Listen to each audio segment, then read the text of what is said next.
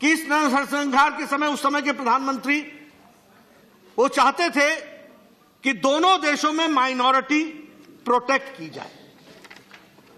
उनकी इच्छा थी कि दोनों माइनॉरिटीज दोनों कंट्रीज में प्रोटेक्ट हो।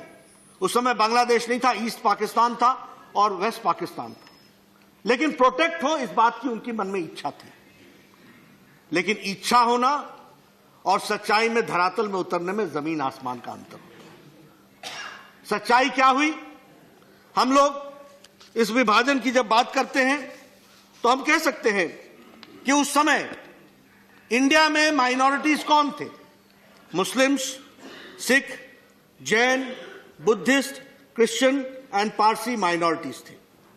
उस समय पाकिस्तान में माइनॉरिटी कौन थे? ईस्ट और वेस्ट पाकिस्तान में Hindu, Sikh, Jain, Buddhist, Christian, Parsis and minorities, they were minorities. यह स्पष्ट था। मैं इसकी क्लैरिटी इसलिए कर रहा हूं कि जो हम हिंदू मुस्लिम की बात करते हैं, we should be clear that Hindu was majority in India and Hindu was in minority in Pakistan. We should be very clear.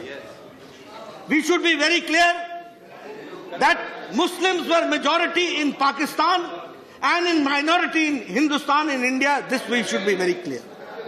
और इसलिए जब आप रिलीजियस आधार की बात करते हैं, इसलिए जब आप रिलीजियस आधार की बात करते हैं, कोई बैठ के बोले तो माइनॉरिटी बाद में उनको मौका नहीं मिलेगा। नाम आए तो भी, पार्टी दिए तो भी मैं मौका नहीं दूंगा। जहां माइनॉरिटी होते हैं, जहां पर एक समाज माइनॉरिटी होता है, वह दूसरे देश में मेजॉरिटी होता है, और दूसरे देश में जहां माइनॉरिटी होता है, वो इस देश में मेजॉरिटी होता है। और इसी बात को ध्यान में रखते हुए जवाहरलाल नेहरू और लियाकत अली खान का पैक्ट हुआ था, जिसको नेहरू लियाकत पैक्ट कहते हैं। और इस पैक्ट के तहत इस बात की चिंता की गई थी कि दोनों ही जगहों पर माइनॉरिटीज की चिंता की जाए और माइनॉरिटीज को संभाल करके रखा जाए।